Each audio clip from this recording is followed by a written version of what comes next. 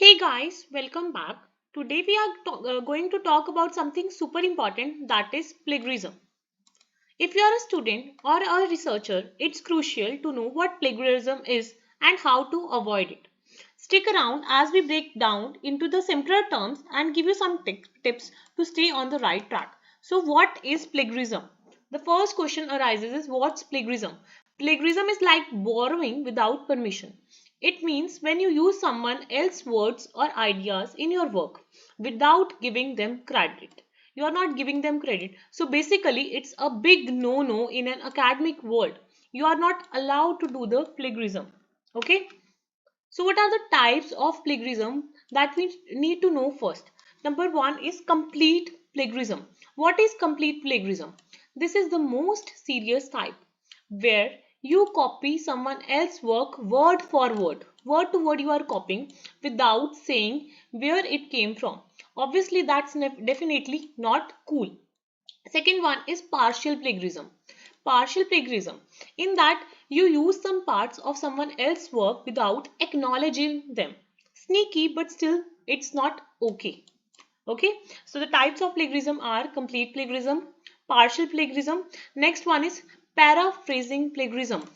Some people try to get around plagiarism by changing the words a bit, but it's not right if you don't give them credit where it's due. So paraphrasing is also not right if you are not giving proper credit where it's due. Last but not least is self-plagiarism. Yeah, you can even plagiarize yourself if you reuse your own work without saying where it's from. That's a red flag too. So we have known till now that what plagiarism is and what are the types of plagiarism, covering complete plagiarism, partial plagiarism, paraphrasing plagiarism, and the last one is self-plagiarism.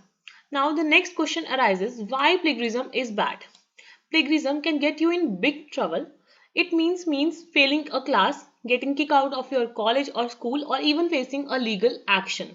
So it's definitely something you need to avoid as a student and as a researcher. So now the question arises, ma'am, how we can avoid the plagiarism? Number one tip is staying original. To avoid plagiarism, always give credit when you use someone else's work. If you are not sure, if you need to cite something, it's better to be safe than sorry. Cite it anyway. In case you are confused that how should I cite or is there any need to cite, it's better to cite anyway because it's always better to be safe than sorry. Always remember this in your research journey that it's always better to be safe than sorry. Clear? Next one, what are the common questions about plagiarism? I am going to cover these questions one by one. Number one question is, which documents should you check? Check everything from your essays to your thesis papers. It's better to be safe than sorry, as I already mentioned. Next one is, what parts of your work are checked? Pretty much everything from the introduction to the conclusion and even the pictures and the table. So you need to cite the proper sources of pictures and tables also. So every part, everything of your work is checked from conclusion, introduction, everything, pictures, table, everything. Now, you will ask me, ma'am, how much plagiarism is okay? It's hard to say, but anything over 10% to 25% is a red flag. So anything over 10% is not okay. Otherwise, it depends upon the school rules. You should always follow your school rules. Okay. Now the next question is, what if your work shows too much plagiarism? How can you resolve that? Don't panic in that situation.